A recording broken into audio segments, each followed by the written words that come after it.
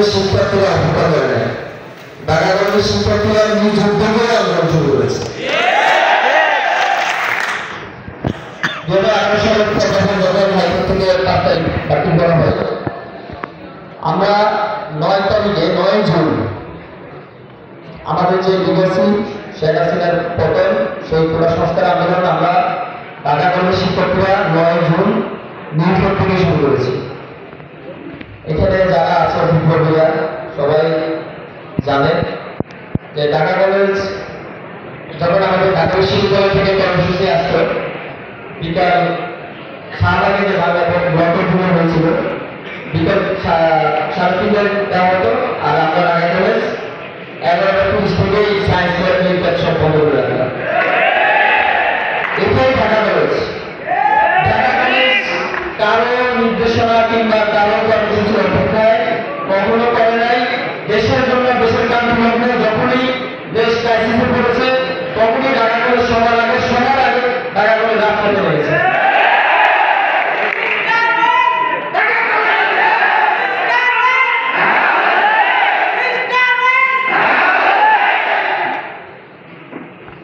তারিখ 3 জুলাই ঢাকা বিশ্ববিদ্যালয় কর্মসূচি করতেছে।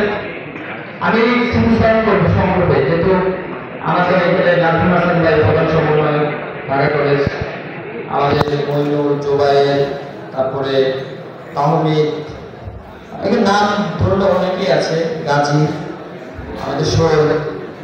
আসলে আমরা মানে খুবই সমস্যার মধ্যে থেকেই সংস্কার আন্দোলন থেকে সর্বশেষ 5 তারিখ। তবে আজকে আমাদের শিক্ষকদের একটু স্মরণ করব। শিক্ষকরা যখন আমরা আন্দোলন বেগুনের করার জন্য ক্লাস পরীক্ষা বর্জন করি, তখন শিক্ষকরা আমার ডিপার্টমেন্টের সার্ভে করেছিল যে দাদা সবকিছু যদি ভুল দিতে হয় তোমরা ক্লাসে আসা যাবে না। আমাদের আন্দোলন সেদিন থেকে শিক্ষকরা যদি ক্লাস পরীক্ষা বর্জন করে সেদিন থেকে সবাই স্বতঃস্ফূর্তভাবে শুরু করেন। তারপর তো আমরা সবকিছু শুরু করেছি 10 তারিখ। 12 তারিখে শাহবাগ থেকে আমরা ঢাকা বিশ্ববিদ্যালয় সেন্ট্রাল লাইব্রেরি থেকে বঙ্গভবন দিকে যাই। সেদিন সবচেয়ে বেশি ঢাকা কলেজ থেকে প্রায় 1,500 থেকে 2,000 শিক্ষার্থী হবে, সেটা আমরা সাথে নিয়ে আমরা বঙ্গভবনের উদ্দেশ্যে মার্চ করি। আসলে ঢাকা কলেজের শিক্ষার্থীরা অনেক, যারা হয়েছিল আজকে হলের শিক্ষার্থীদের কথা বলবো, অনেক এই যে ছাত্রলীগের অবদানের মধ্যে ছিল, যে ছাত্রলীগের যেসব বড় বড় সন্ত্রাসীগুলো জোশী, আমিনুল, বিপ্লব, এদের মধ্যে থেকেও আমাদের হল থেকে শিক্ষার্থীরা আমাদের সাথে আন্দোলন করেছে। সবাই করে নাই, কিন্তু যারা করেছে, আমি আজকে বলতে চাই, যারা করেছে হল থেকে আন্দোলন তারা আমাদের সহযোগ করে।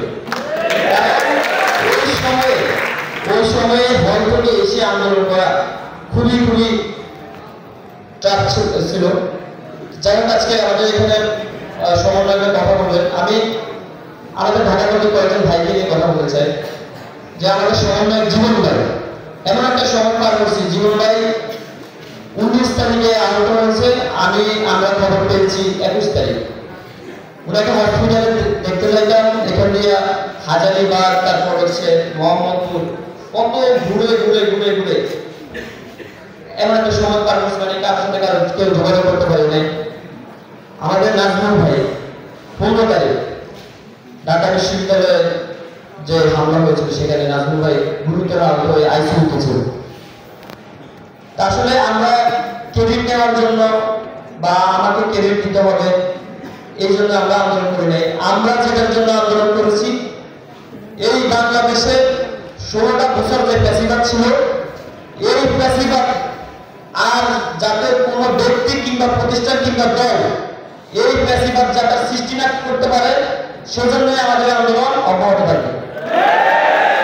আমরা কোনো আবু সাইদ, মুগ্ধ, ওয়াসিমকে হারাতে চাই না, আমরা রক্ত দিতে চাই না। আমাদের ছাত্ররা রক্ত দিলে আপনারা ক্ষমতা যাওয়ার জন্য আবার প্যাসিভাগে আচরণ করবেন, আবার প্যাসিভাগ নিয়ে আসবেন, সেটা কখনোই হবে না।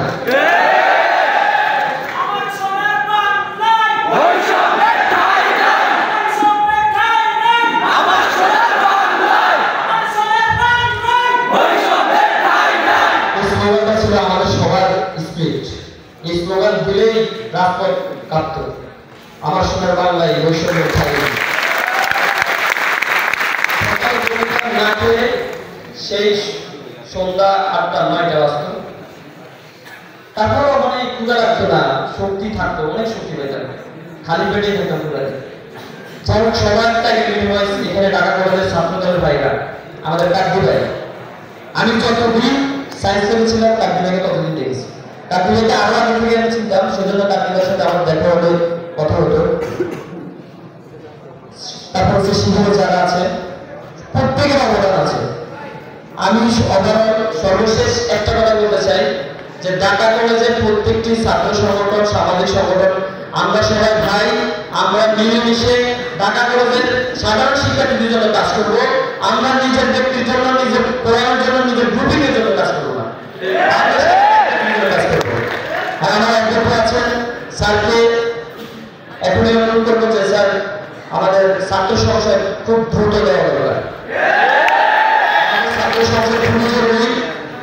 সর্বশেষ 90-91 ছাত্র সংসদ নির্বাচন হয়েছিল, ডাকসু হয়েছিল 28 বছর পরে, কিন্তু ঢাকা কলেজের ছাত্র সংসদ এখনো হয় নাই।